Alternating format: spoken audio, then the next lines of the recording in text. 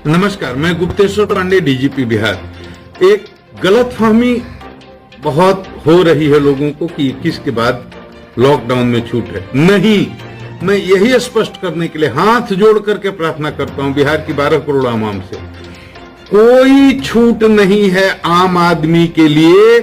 जैसे लॉकडाउन चल रहा था आम जनता के लिए, वैसे ही एक लॉकडाउन 3 मई तक चलेगा। आपने बड़ा सहयोग किया है, बड़ा समर्थन दिया है, बड़ा ही प्यार दिया है। मेरा अनुरोध है कि 3 मई तक अपने घर में रहें।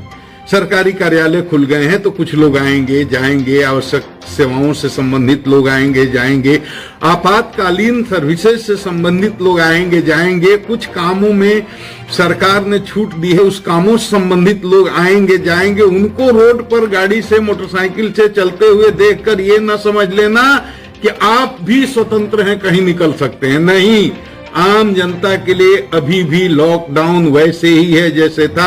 हाथ जोड़ते हैं, घर में रहिए, सुरक्षित रहिए, 3 मई तक बाहर मत निकलिए।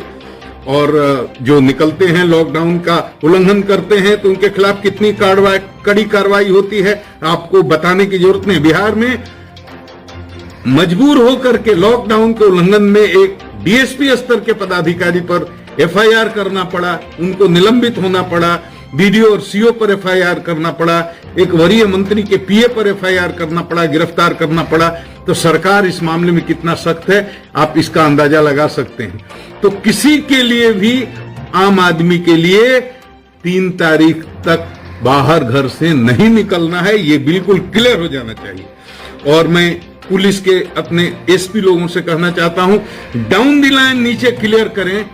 कहीं कहीं पत्रकारों के साथ दुर्व्यवहार की सूचना आती है, कहीं कहीं इनोसेंट लोग जो जरूरी काम से सोशल डिस्टेंसिंग के नियमों का पालन करते हुए प्रिस्क्रिप्शन लेकर दवा लेने जा रहे, उनके साथ दुर्व्यवहार की सूचना आती है। बहुत कम ऐसी घटनाएं बिहार में हुई, लेकिन एक भी ऐसी घटना होती है तो हमारा नाम खराब होता है, बिहार पुलिस का नाम खराब होता है। किसी पत्रकार पर हाथ न उठाएं। आइडेंटिटी पत्रकार बंधुओं से भी अनुरोध करूंगा कि हमारे पुलिस के लोग बहुत ही तनाव में जी रहे हैं, अनावश्यक उनसे न उलझें और जब भी निकलें ग्रुप में न निकलें, अकेले अपना आई कार्ड लेकर करके ही निकलें और विनम्रता से, शालीनता से वो पेश आए। जब भी उनको पूछा जाए वो दिखाएं। तो उनके साथ ऐसा कुछ नहीं होना चाहिए। आम आदमी भी कोई परेशान न हो, निर्दोष पर किसी पर ये लाठी नहीं चलाना है। पुलिस स्टेट नहीं है, वेलफेयर स्टेट है। जो मनचले हैं, बदमाश हैं, जिद्दी हैं, अड़ियल हैं, गुंडे हैं, मवाली हैं, ऐसे लोगों के साथ जितनी आप सख्ती कर सकते हैं आपको सख्ती करने की छूट है। लेकिन इस बात का बहुत अच्छे से विचार करके कि किसके साथ कितना क्या कार्रवाई करनी हो करें, ताकि कोई जनता में पुलिस के खिलाफ गलत मैसेज नहीं जाए। और जनता से भी मैं अनुरोध करूंगा कि कोरोना वॉरियर्स जो, चाहे स्वास्थ्य सेवा से जुड़े हुए लोग हों, चाहे डॉक्टर हों या पुलिस हों, बहुत तनाव में वो काम कर रहे हैं और आपकी सेवा में जुटे हैं, उनके साथ कहीं दुर्व्यवहार न करें।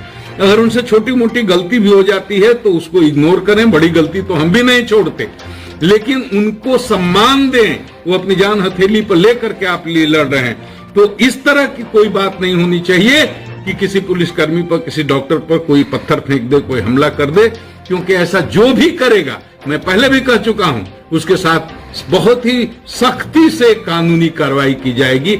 उनको इसका परिणाम भुगतना पड़ेगा। इस बात को मैं फिर दोहरा के कह रहा हूं और अपने पुलिस अधिकारियों से कह रहा हूं, सुनो सिपाही भाई, हवलदार भाई, थानेदार भाई, डीएसपी, इंस्पेक्टर और एसपी साहब, लोग कुछ ऐसे हैं जो सांप्रदायिक पोस्ट करके और किसी तरह से दो समुदायों में नफरत फैलाने की कोशिश कर रहे हैं। सैकड़ों लोगों की ऐसी गिरफ्तारी हुई है, जो पोस्ट करता है उसको तुरंत दबोच लीजिए, मुकदमा कीजिए, गुंडा रजिस्टर में उसका नाम चढ़ाइए, केस में चार्जशीट करिए, स्पीडी ट्रायल कराइए, ताकि वो जीवन में ऐसी गलती करने की हिम्मत न करे।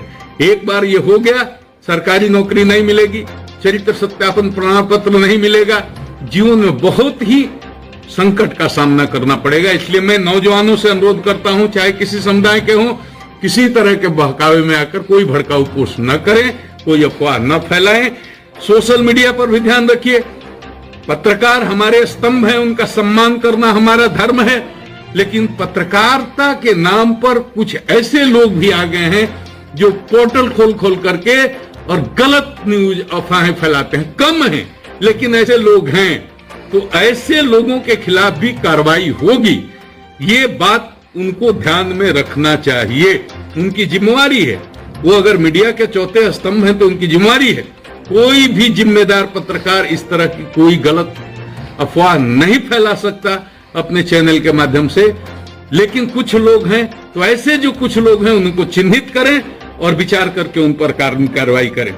और मैं फिर ये कहना चाहूंगा, किसी भी स्थिति में बिहार में सांप्रदायिक सौहार्द को बना करके रखना है।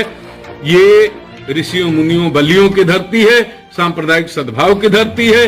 हिंदू मुसलमान यहाँ हमेशा सदियों से एक साथ रहते आए हैं, प्रेम और सद्भावना और एकता के साथ। इसको बनाकर रखना है। पुलिस का सहयोग कीजिए और पुलिस के लोग, आप जनता का सहयोग करें। जो बीमार हैं, लाचार हैं, रोगी हैं, भूखे हैं, नंगे हैं, हॉस्पिटल जाने की जरूरत है, एम्बुलेंस की जरूरत है, दवा की जरूरत है, उनकी सेवा करिए, उनकी मदद करिए। जनता का दिल जीतिए, सेवा से जीतिए। केवल लाठी चला कर दिल नहीं जीत सकते। तो मैं जनता से और आम पब्लिक से जो कहना था मैंने कह दिया। मैं तमाम पत्रकारों से भी अनुरोध करता हूं कि संकट के समय में हमारा सहयोग करें। मुझे आपका प्यार, मुझे आपका आशीर्वाद चाहिए। और आपके साथ अगर आप जेन्युइन आदमी हैं, किसी तरह की कहीं कोई गलती होती है, आप हमको बताएं, हम उसका संज्ञान लेंगे। आप सबों को मेरा बहुत